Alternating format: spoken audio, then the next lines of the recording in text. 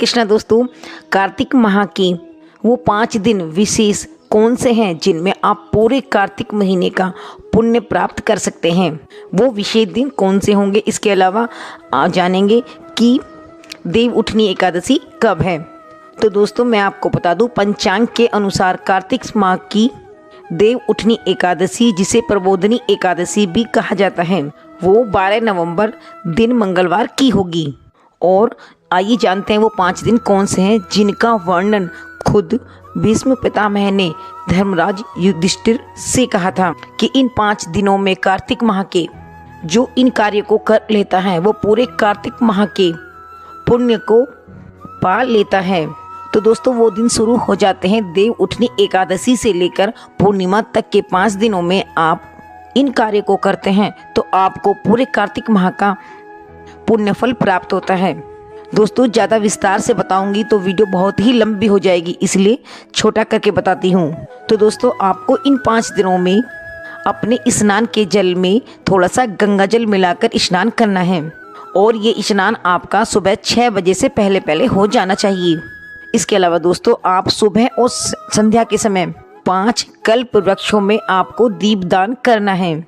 और दोस्तों इन 5 दिनों में आपको व्रत रखना है। अगर व्रत नहीं रख पाते तो आप एक समय ही भोजन करें। इसके अलावा दोस्तों इन 5 दिनों में आप एक ब्राह्मण को रोजाना अवश्य खिलाएं। अगर नहीं हो सकता तो आप पूर्णिमा के दिन 5 ब्राह्मणों को भोजन अवश्य खिलाएं। और जो ये भी नहीं हो सकता तो आप पूर्णिमा पर जिसे सीधा बोलते हैं वो आप निकाल दीजिए। जैसा कि सीधे में होता है चावल, गुड़, आटा, नमक, कोई भी दाल और दक्षिणा के साथ आप मंदिर में या किसी को भी दे सकते हैं। और दोस्तों इन 5 दिनों में आपको दोनों समय भगवान भजन कीर्तन जरूर करना है। और दोस्तों कार्तिक का महीना बहुत ही पवित्र और पुण्य फलदायी माना जाता है, तो इसमें आप 5 दिनों में तुलसी का पूजन भी आपको करना होगा सुबह और संध्या के समय। इसमें आप सुबह के समय 1 दीपक तुलसी में सुबह और संध्या के समय भी लगाना है। इसके अलावा दोस्तों आप 1 दीपक रोजाना संध्या के समय किसी नदी या तालाब के किनारे भी अवश्य जलाएं। अगर नहीं जा सकते तो अपने घर में ही एक थाली में पानी भरकर उसमें अपना दीपक रखकर किसी भी नदी का ध्यान करते हुए उस दीपक को प्रणाम करें, वो भी आपका मान्य होगा।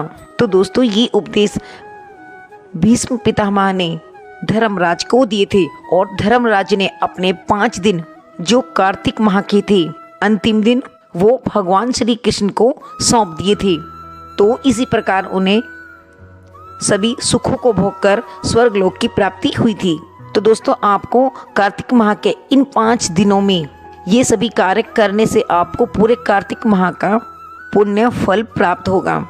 तो फिर दोस्तों कीजिए इन 5 दिनों में इन नियमों को और पाइए पूरे कार्तिक माह का पुण्य फल।